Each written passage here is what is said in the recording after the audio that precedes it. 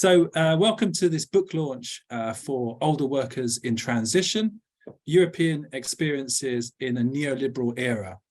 This event is hosted by the Centre for Ageing and Inequalities at Newcastle University in collaboration with the publisher, Bristol University Press. My name's David Lain. I'm one of the editors of the book, as well as being one of the co-directors of the Centre for Ageing and Inequalities. My co-editors, Sarah Vickerstaff and Mariska van der Horst, are here today, along with some of the other authors of the chapters who you'll be hearing from later on. Older Workers in Transition is the first book to be published in the new book series, Rethinking Work, Ageing and Retirement. And we wanted to give you an opportunity to hear more about the first book in the series. And at the end, we're going to say a bit more about forthcoming books that will be coming out from the series, and the potential opportunity for you to write a monograph for us if that's what you'd like to do with your time. So I'm now going to hand over to Sarah Vickerstaff, who's going to say some words about the book and is going to be chairing the presentations and the subsequent discussions. Thanks, David. Hello, everybody. It's lovely to see some familiar faces and also some new faces. And it's very nice to have this opportunity to talk about the book and indeed the series. Many of us here, I know those of you I recognise, we've been researching retirement transitions and older worker issues for some considerable time, for many years. And I think a lot of that work has focused in the past on predicting retirement timing, thinking about the things that encourage people to retire because of the sort of worries back 20 odd years ago about people retiring too soon. And I think we pretty much know what the factors are now that dispose people to retire at certain points, and how various they are depending on the kinds of work people do, the sorts of organisations they work for, whether they're self-employed, etc., with their gender. So I think that's very well rehearsed in the research. But I think something that's much less well understood is the kinds of transitions that older workers are making in work. So things like redeployment, moving to part-time work or changing jobs into temporary work, or indeed needing to find work as an older worker. So there's a whole range of transitions which older workers are now experiencing across Europe and beyond, which I think have been much less researched, how these transitions work. And that's one of the missions of this book, really, is to start looking at the range of transitions and the contexts in which those occur in a range of European countries. And another aspect of the book has really been an opportunity to celebrate qualitative research in this field, because I think it's through qualitative work that we can really get at the experience and the complicated texture of these different transitions that older workers are experiencing. So we know that a lot has changed over the last 20 odd years. Prior to COVID, we're a bit unsure, aren't we, yet, what the impact of COVID is going to turn out to be quite for older workers. But average retirement ages had been going up. And at the same time, in many countries like my own, state pension ages have been rising or have even been pegged to longevity data. So people have a greater expectation that they will work into their middle and late 60s. And that's why this whole area of transitions becomes, I think, much more interesting, but also much more important to understand. And that's really what we're trying to do in this book, and how people feel about that. I think, and this is something that Chris will talk about a bit, I think, in a minute. We used to think of retirement, as an earned right, as part of, if you like, the kind of wider social welfare, the wider welfare state, that people had worked for a long period of time and they deserved the opportunity to retire and have some measure of security in retirement. And I think one of the things we've seen, and something that comes up very much through the different chapters of the book, and Dave will talk about this as well, is that people now are much more likely to see retirement as an individual project, as something that they have to manage, that's something that they're responsible for. And if it turns out well or it turns out badly, it's not so much a social commitment of the welfare state, but much more about whether they've managed to plan and organise themselves. So we've seen this individualisation, or in the book, what we call responsibilisation in the neoliberal era. So that's just a very sort of broad context for the book. The two big things, I think, are focusing on these different kinds of transitions, and then secondly, taking a deep dive into qualitative work that is out there. Mariska will come back at the end of the session to talk about some of the other books that we are expecting in the series, which again, I think, are trying to focus on less well-researched and less typical aspects of the retirement and older worker research landscape. Okay, so that's enough from me, and I'll pass over to Chris Phillipson, who's going to talk about the kinds of changes, to some extent, that I've just been talking about, and the social construction of work and retirement and how that's been changing. If you have any questions or points, please put them in the chat, and I'll keep an eye on that, and I can pick up people's questions when individual speakers have said their bit. So over to you, Chris. Oh, thanks, Sarah. I was delighted to write a chapter for the book. And the chapter really kind of surveys the historical evolution post-war of retirement as an institution, but bringing the story up to date. And I suppose just to kind of summarize the key points that I try to make in the chapter. I mean, we start off in the 1950s and 1960s with the emergence of retirement as a male-dominated, of course, institution, but one which I've always argued is immensely important in terms of shaping attitudes, and is still very important, and from a sociological perspective, certainly not to be underestimated. But after the 50s and 60s, we then had the evolution of different types of early exit, largely state-funded pathways, which took place through disability routes, job release schemes, and various other processes. And that took place through the 70s and 80s with the decline of manufacturing industry, crisis in shipbuilding, the mines, and so on. A period when, by and large, governments came to the view in many Western European countries that older workers were largely expendable. But of course, we get the volte face from this, a reversal of this in the 1990s with the development of policies to extend working life, and these accelerated into the 2000s by the upward revision of pension ages. But a key argument in the book, and certainly in my chapter, is that this move to extend working life arguably helped drive, but coincided with the growth of precarious forms of work.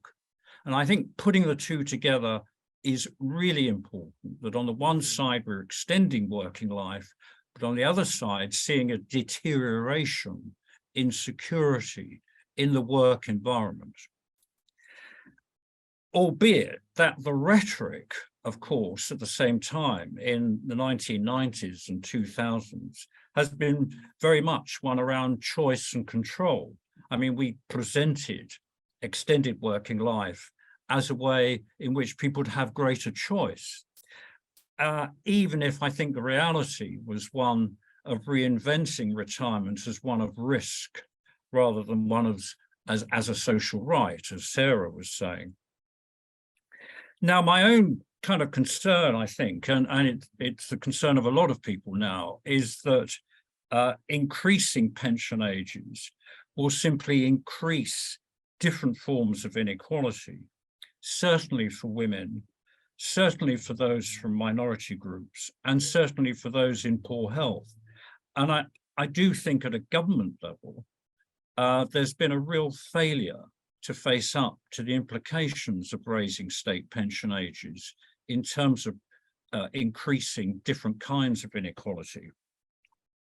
Now, of course, the volatility of work exits has been further demonstrated post-pandemic with the decline in those 50 to 64 economically active. Nearly 400,000 people dropping out of the workforce over the period 2020 to 2022. And we now have about 28% of the age group, 50 to 64, economically inactive. I mean, again, as a sociologist, I'd say this was a huge development, 400,000 people dropping out of the workforce.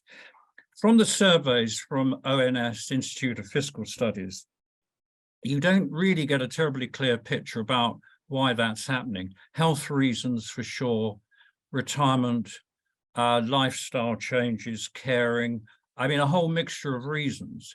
But I do think we need urgently, and I absolutely, Sarah, qualitative research to pull out what are the real transitions and processes which, 400,000 people are going through. And I think that need for research is quite urgent. Now we have, though, when all of this entered a period, perhaps I'm going slightly over the top here, but why not, of near moral panic led by various think tanks agitating to get people back into work or suggesting ways in which they can stay in work. And it's interesting how different think tanks, Demos yesterday, International Longevity Centre, UK last week, Centre for Aging Better. I mean, all of these organisations are very much pushing the view that people need to stay in work, that work is good for you. And I think that does need a kind of critical perspective, which I hope the book gives. In conclusion, for me, the way ahead, I think, is threefold in terms of urgency. First, income secure routes ahead of state pension age for those in poor health or in demanding manual employment or in caring employment or in caring roles. Secondly, enhanced support for underpensioned older migrants.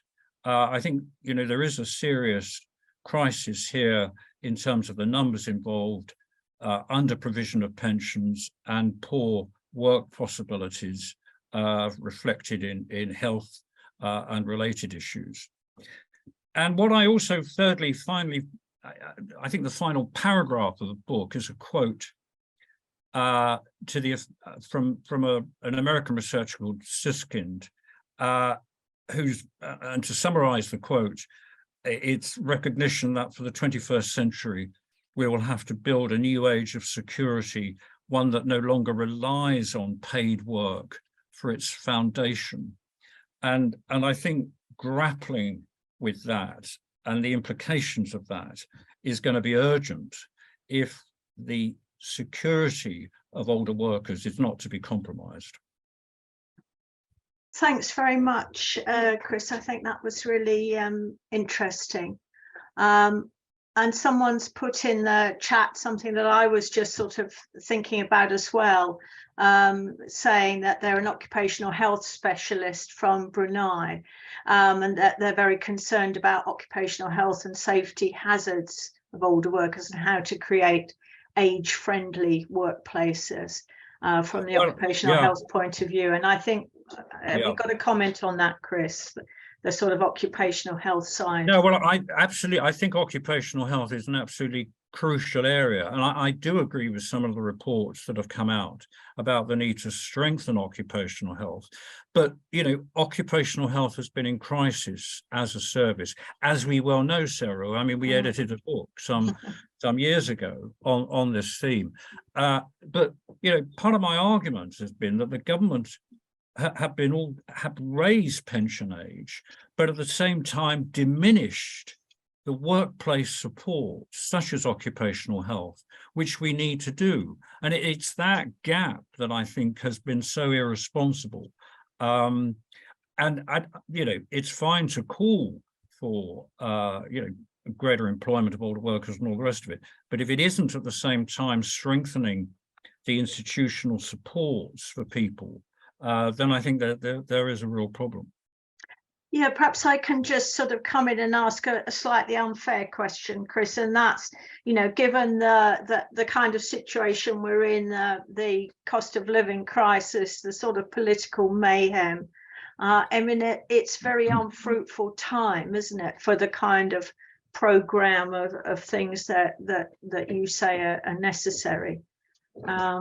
I mean, are you how depressed are you about the likely improvement in the situation of older workers in the UK, for example? Yeah, I'm not optimistic at all. I think the gap between you know, the rhetoric about employing older workers, extended working life, and the reality of their working lives is huge. And but I think that's the job of researchers. And, you know, I mean, I think our job is to put these points as earnestly and passionately as we can, because, you know, I think it's all too easy to see older workers as another resource that can fill the productivity gap and all the rest of it. But, you know, I mean, all too often people have been living with illnesses and issues in their lives which you know, aren't easily resolved. Now, I think you mentioned the cost of living crisis, and I agree that, of course, here it may well be that people are forced back into the labour market, into precarious forms of labour, precisely because of the cost of living crisis. And I think that is a real worry. People in their 60s in difficult situations, particularly from minority ethnic groups. You know, people, you know, I work with in Manchester from the Bangladeshi community, high rates of long-term illnesses, but in precarious forms of employment, taxi driving, other forms of work, and so on.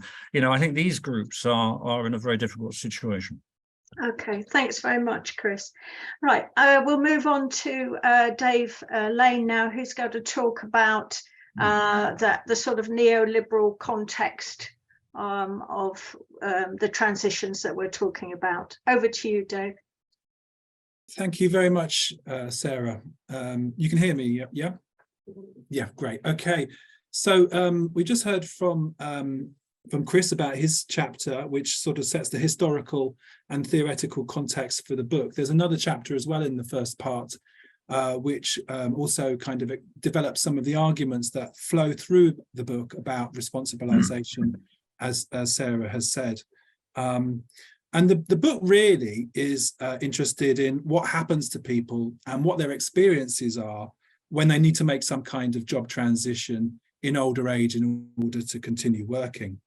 Now, we present some statistics from the OECD in the introductory chapter to kind of set the scene and to demonstrate that these, you know, job transitions are an important aspect of continuing to work.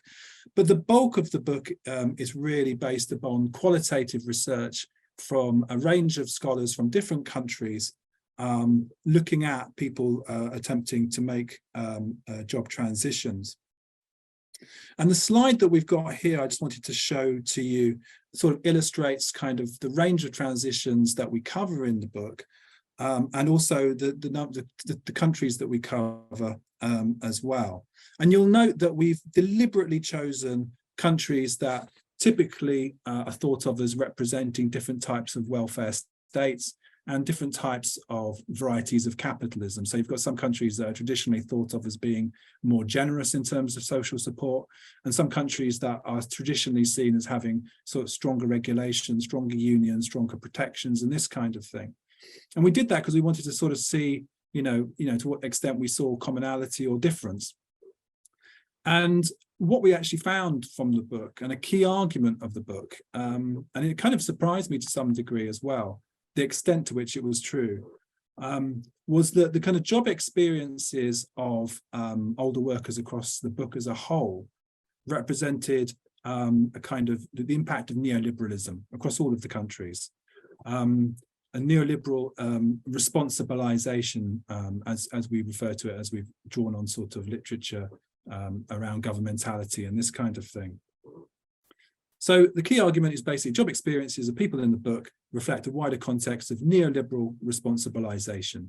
So by neoliberal responsibilization, we're talking about a political trend that, as kind of Chris was talking about, shifts responsibility onto the older person to choose to take whatever job opportunities are available to them, without really providing much support to help them make such transitions. So this has got parallels, as Sarah was saying, it has parallels with debates about individualization of responsibility and risk in older age, and debates about active aging as well. So in a practical sense, this means people's theoretical choice or freedom to kind of continue working, things like the age discrimination legislation that's been introduced across the, kind of Europe, provides this theoretical right to continue working, to choose to continue working. But at the same time, the sort of retrenchment and restriction of financial support that enables people to leave work early if they deem it necessary. So in this kind of context, what we see and what we argue in parts of the book is narratives about freedom being used by policymakers and employers to get people to take greater responsibility for their employment outcomes, while ignoring the reality that age discrimination and a host of other factors restrict people's real opportunities at work. And we found in the book, and I'm going to say a little bit more about the kind of the kind of chapters that we cover in the book. Unfortunately, Natalie and Clary were unable to make it today, so I'm going to say a bit about their chapters as well. But what we find in the kind of the empirical chapters in part 2, based on qualitative research, was that kind of some of these sort of narratives of freedom, choice, and responsibility were reflected in the language of some of the older workers interviewed. So, for example, in Emma Garavagila's chapter on people attempting to leave unemployment in Italy, we see one respondent saying, "It's our own responsibility to cope with a flexible and competitive market. It's not the company's fault," right?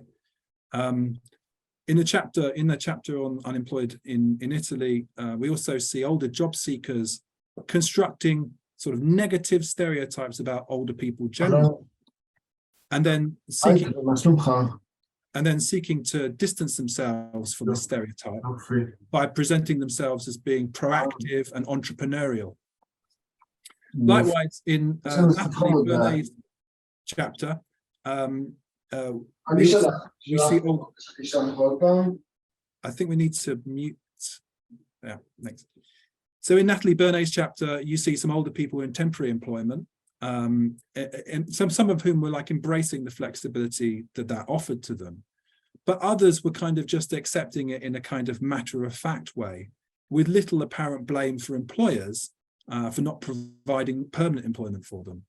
For example, one older worker in temporary employment in Belgium said, "Obviously, this formula suited me because it was better than nothing," right?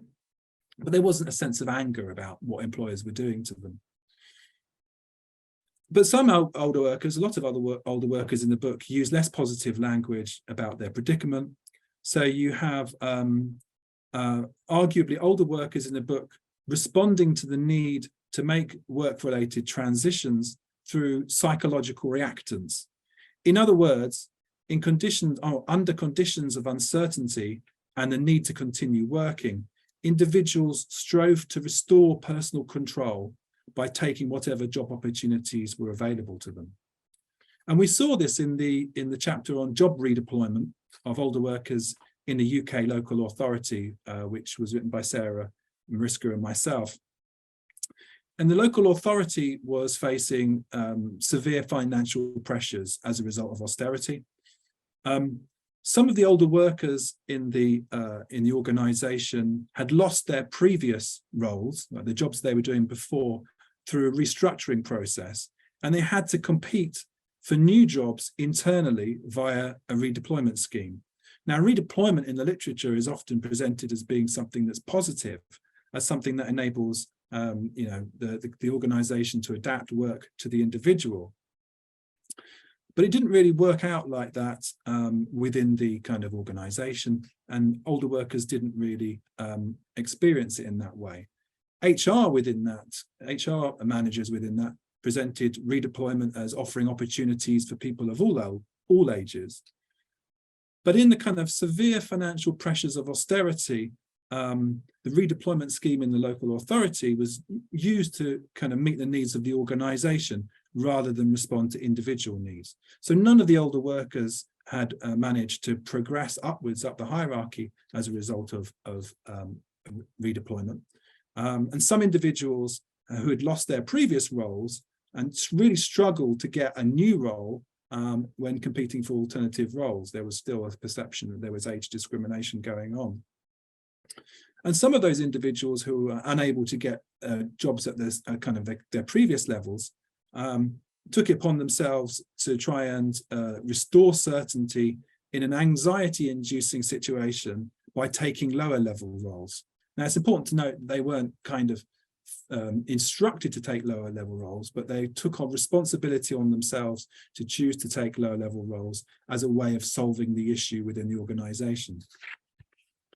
In other instances, we saw within that local authority, some people who had, in-demand skills wouldn't theoretically be allowed to join the redeployment scheme, despite the fact that the pressures of the local authority were having demonstrably negative effects on their health. So you see, basically the argument being that, under effectively neoliberal capitalism, redeployment can be detrimental to extended working lives, because it ends up magnifying underlying marginalization that occurs as a result of age discrimination. And we see some similar trends in the chapter on Sweden as well, which looked at internal job mobility of manual workers. And obviously Sweden is considered to be a much more sort of generous regulated welfare state and this kind of thing. But within the case study that Clary Krakula presents in that chapter, employers saw it as the individual's problem as to whether or not they could continue doing physically demanding work. And they've resisted possibilities of redeploying older workers to less physically demanding roles, citing financial pressures. Just to finish off, what I think is interesting about the book, or one of the things I think is interesting about the book, is the parallels we see between these different countries. For example, in the chapter by Anna Hokima on older workers, older women, divorced women who are working beyond state pension age, we see similar kinds of trends, despite the fact that Germany and the UK are often presented as being quite different policy-wise.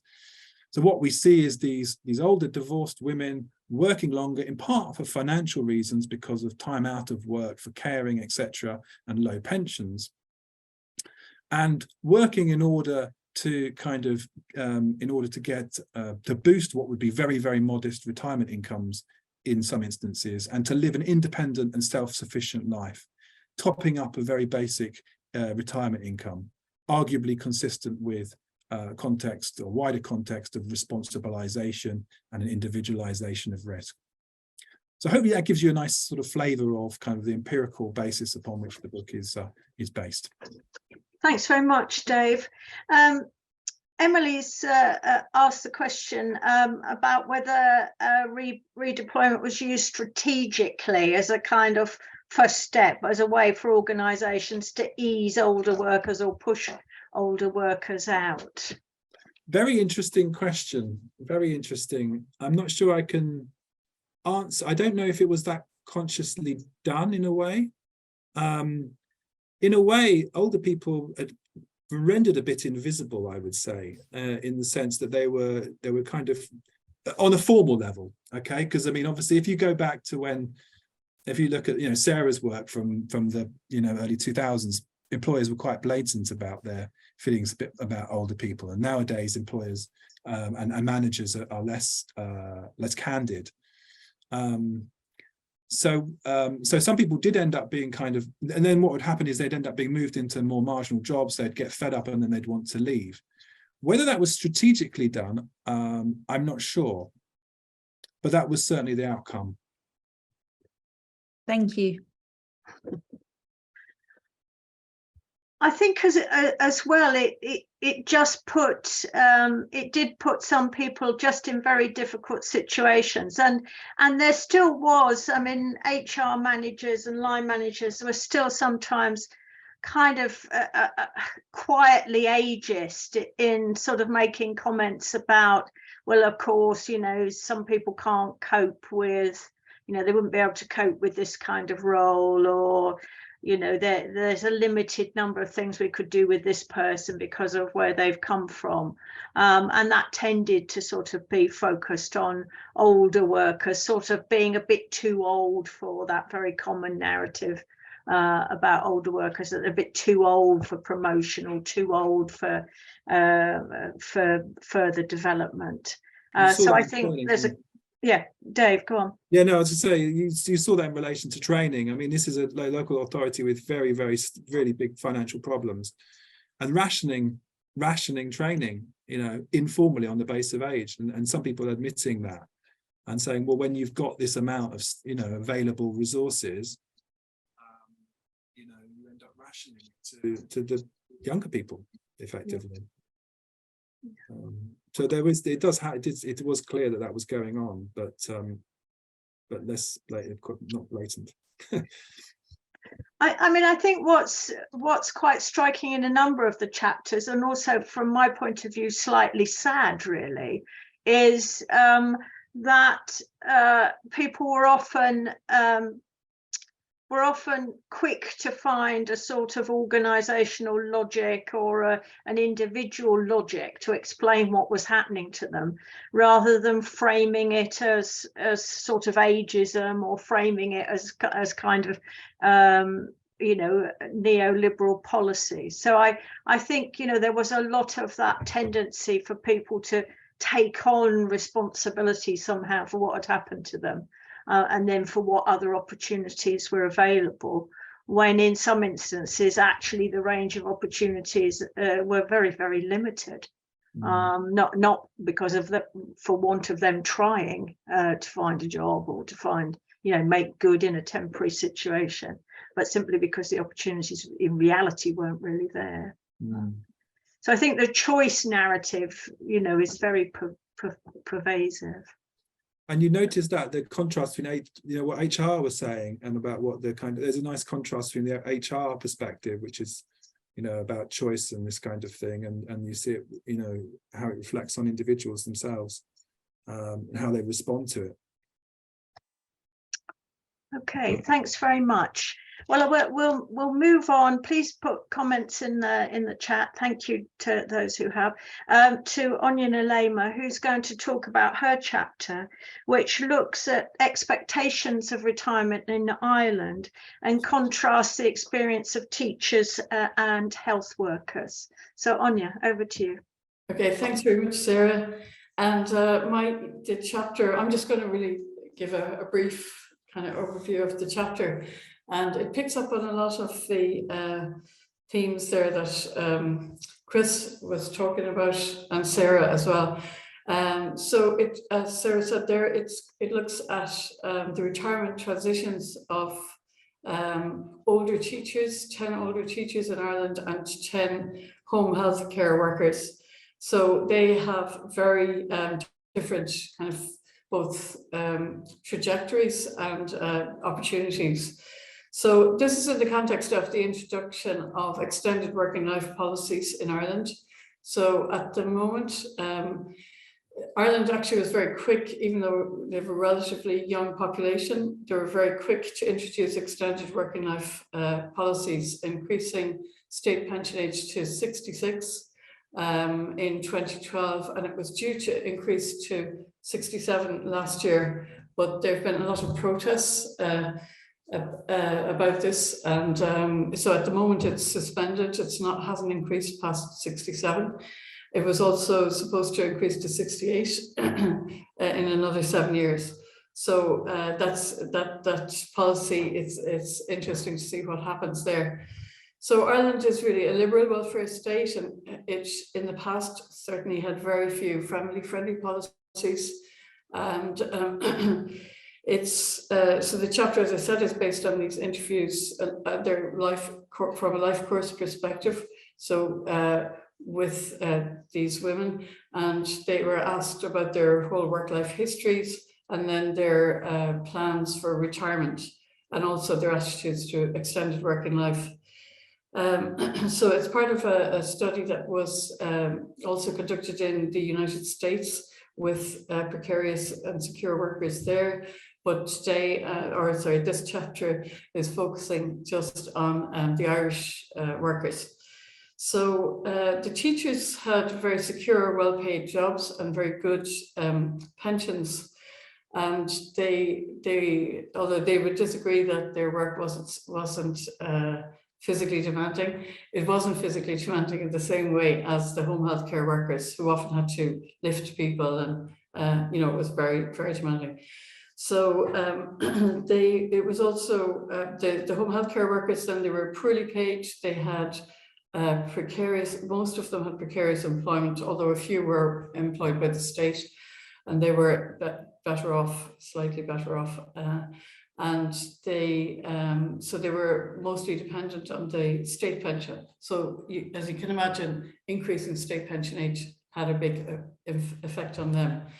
Whereas the teachers, they could retire anytime from age 55 onwards with a really good pension. So they were in a much better position. So many of the healthcare workers had started to work in their teens, maybe not in healthcare, but it's something else. And so they didn't have good educational qualifications. And the teachers, on the other hand, were really strongly encouraged by their families to get further education, and they typically started work at age 21. So the healthcare workers, then they were kind of started on this trajectory where they went often between their home and the workplace, caring unpaid in the home and then coming back to the workplace. And sometimes then they were expected to care for older relatives, or there was a kind of a pattern in their lives. So they had at this point, when they took part in the study, a lot of them had arthritis or musculoskeletal conditions or injuries, and most of the teachers were healthy. So they were both in a vulnerable position regarding their financial situation and also their health. So this is the healthcare workers. So they were often faced with this kind of contradiction in that they needed to work longer for financial reasons, but they really couldn't, a lot of them, because of their physical condition.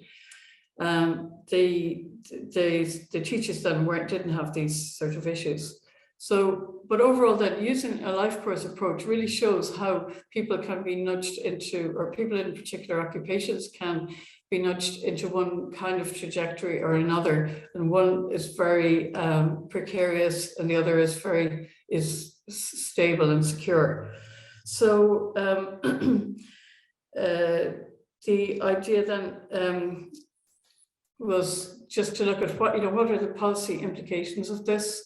Well, first of all, having a one-size-fits-all extended working life policy of just raising state pension age means that people don't have the opportunity to retire, and if they're in a in one of these health precarious occupations, and so there needs to be some kind of provision for them in terms of policy, either that they should be allowed to retire earlier on a full state pension, because some of these people would have had 50 years of employment at age 54.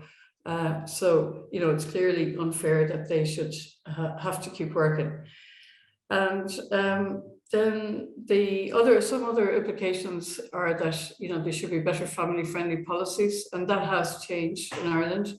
But still, the people who were in this study, they were under the previous policies of very poor maternity leave or no maternity leave, and very, very poor childcare provision. So so I think just overall the qualitative data and the life course approach really shows how different groups can be disadvantaged, and that disadvantage can be exacerbated by extended working life policies. So that's me.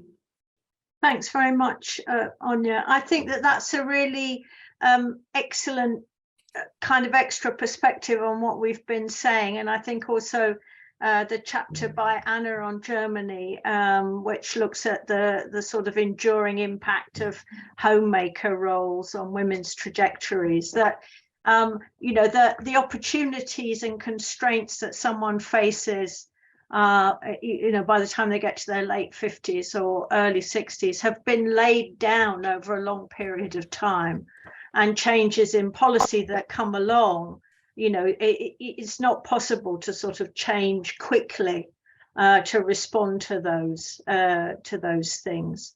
And that's another aspect of the whole the variation in experience of transitions that we see across different groups in the population. I've got my old cat is wanting to get involved here now. So if you see a tail, it's not mine. So yes, I think a life course perspective is very useful in reminding us that, and it goes back to the earlier issue about occupational health. For your healthcare workers, their health situation in older age had really been impacted by the work that they had done over a lifetime, and we saw that in some work that we did on hospitality workers in the UK. The preponderance of musculoskeletal problems, which had been accentuated and aggravated by the work that people had done, but then also made the work that they were doing more difficult to do with arthritic hands or whatever. Dave, you've got a point. Will future teachers be? What about future teachers? So obviously, because the life course shows that the accumulation of things has kind of affected today's generation of, it's like yesterday's policies in a way. But what about in future? Are the prospects for teachers in future as good, or what do you think? Well, in Ireland, those who have full-time permanent jobs, they still have good pensions, and they have strong unions as well in Ireland. We're in another study, we're looking at nurses, and the older ones tend to have good pensions, but so when I say people who have secure full-time jobs are fine, but a lot of people are in precarious work in education now and in nursing. So yeah, I imagine this whole expansion of precarious work is, it's definitely going to affect those teachers as well in the future. Yeah. Thanks. Has anybody else got any other comments they would like to make, either on Anya or indeed on any of the other contributions that we've had? I would commend the book, because I think one of the things that it does do is which we've argued about long and loud as researchers in the field of older workers and retirement, the need to constantly remember that older workers are not a homogenous group, that they have very different life trajectories, they have different pension situations, they have different capacities to change work, to redeploy, etc. And I think this is one of the things that qualitative work really can give us, is a sense of the kind of, the differentiation of experience, and therefore the differential impact of policy changes on different groups and different genders. Yeah, Dave? I think that's, oh, go Chris. on, David. No, Chris, go on. Go on, Chris. Well, I think that is important, because, of course, one of the consequences of the public policy implications of raising state pension ages, I think, has been to homogenize older workers. It precisely does that. It doesn't allow for the differences within this huge group from 50, if you like, to 70. I mean, it's such a complex group in life course terms, in sociological terms, social psychological terms. But one of the disastrous consequences, in my view, of raising state pension age is that you kind of lose all of that. So I do think we have to reconstruct public policy now. That's the challenge. I don't actually think researchers and people in social policy have done a very good job. They've largely taken for granted that, pension ages are going up. Well, we can't do much about that. That's true. But on the other hand, I think we can research the consequences better, highlight better public policy alternatives. And, I think the book and hopefully the series will do that. Yeah, particularly for women, minority ethnic groups. And minority ethnic groups have been completely written out of the picture in terms of the consequences of raising of pension ages. Absolutely. Dave, did you want to come in? Yeah, I was going to say, just to respond to Chris, I think you've got to keep ideas alive, and you've got to keep things, as academics. I think that's part of our role. Keep providing critique, keep providing alternatives and suggestions, even if they seem hopeless in the current sort of context. You've got to keep these things alive. But my point I was going to make really was about one of my favorite topics was about bridge jobs. And I think one of the things one of the things I think is good about this book is that we look in a quite disaggregated way at different types of transitions, and we argue in the end that actually that's really important.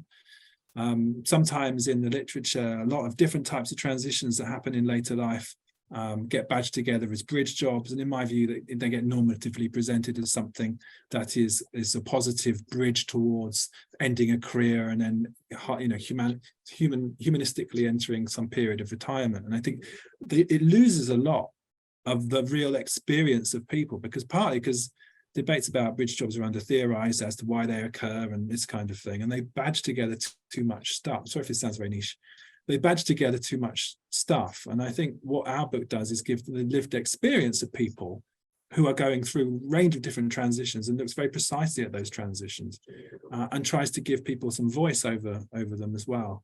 And that seems to be quite rare, I think. And I think by bringing it together in one book, I'm really selling it here. By bringing it together in one book, I think it's an excellent product. Upside down. Go out and buy it. Yeah. Okay. Thanks very much. Yeah, anything that chips away at the dreadful literature on bridge jobs, which is another one of these homogenizing concepts that sort of groups together all kinds of things, which are actually very different. There's a question for Fiona here, Sarah. Oh, yeah. And what about bridge self-employment, where again the experiences are very different? Well, that's very interesting, isn't it? Because we don't cover self-employment in the book, but we're doing a project, funnily enough, on older self-employed people. I don't know if I would use the terminology bridge jobs, but certainly self-employment is in the next book. The next book will be about self-employment. But self-employed is interesting because kind of people enter into it when they have the, this is a really good example of inequality. So when they have networks, when they have opportunities, and when they have resources to kind of go into self-employment, and then it can be a really positive transitionary stage. But it's a sort of limited one for a lot of people to be able to go into. You need resources, you need contacts, you need networks and stuff like this. But thanks for the question. Okay, and there's another question here about how responsibilisation might be shifted onto workers in other sectors. So how do we observe those kinds of processes in other sectors? Well, I think that this trend towards responsibilisation is happening, generally speaking, to varying degrees, I would say. It probably relates to some degree on the nature of the sector and the history and the protections that are there for people in terms of unionisation and things like this. But at the root of it, so, I mean, extended working lives puts employers in a difficult position. It puts managers in a difficult position because they have to manage it. And some people are having to work when they don't really feel it's in their interests or whatever. So what do employers do? They have to come up with a narrative that basically can be motivating and encouraging and this kind of thing. And I think we saw that in local government, and where they were trying to kind of promote this idea of freedom to do what, explore different opportunities. And I would expect that probably you'd find that in other organisations as well. But I don't know if you've got anything to add, Sarah. Yeah, I suppose I would just say that I think in the work that I've done over the last 20 odd years or so, that I've seen a change in the way that people I interview talk about retirement, and the shift has really been to sort of the idea of retirement as an individual responsibility and an individual risk. It's up to me. I made some stupid decisions about pensions, or I didn't do the right things. I shouldn't have changed that job, or my trouble is that now I'm stuck. So they frame it very much in that kind of individual way, rather than sort of framing it in terms of, well, why has the pension age gone up? Or, why aren't early retirement schemes still available for people that are, finding it tough to carry on working? So I've seen, whereas in the early 2000s, people would talk about, their trade union or the policies to allow people who were, having physical problems or health problems, to exit in a dignified way from work, which was seen as a good thing and a fair thing. But now people don't talk about that kind of thing. They talk much more about, oh, well, I haven't done the right thing. So I think that's part of what we mean by responsibilisation. That the way, the social, as Chris was saying, the social construction of retirement has shifted from being, a collective kind of project, as it were, to an individual one. Liam has asked, did we get a sense that employers understood their legal and moral obligations in relation to older workers? How long have you got, Liam? Does anybody else want to have a go at that question? I mean, I think they know the legal situation is my experience. They can talk the talk about age discrimination. It sometimes has negative impacts, that they actually interpret their legal responsibilities as meaning that they can't talk about retirement to anybody, which of course is nonsense. But I still think, and work that Mariska and I have been doing more recently on ageism, you still find a lot of talk in organisations from managers, from employers, from workers themselves, a lot of ageist talk about the position of older workers and them being too old for this or too old for that, or less deserving than younger groups. So I think the kind of moral side is not really covered. I think ageism is still a very acceptable form of verbal discrimination in the way that some others are not. Thanks, Sarah. Okay, I think probably I need to hand over to Mariska for the last few minutes just to quickly give you a feel for other books in the series. And if you have ideas for books, then please get in touch with us. So Mariska, over to you. Yes, exactly. So that is the bit that I'm gonna say as well. So we listen now to the presentation of the first book in the series, Rethinking Work, Aging and Retirement.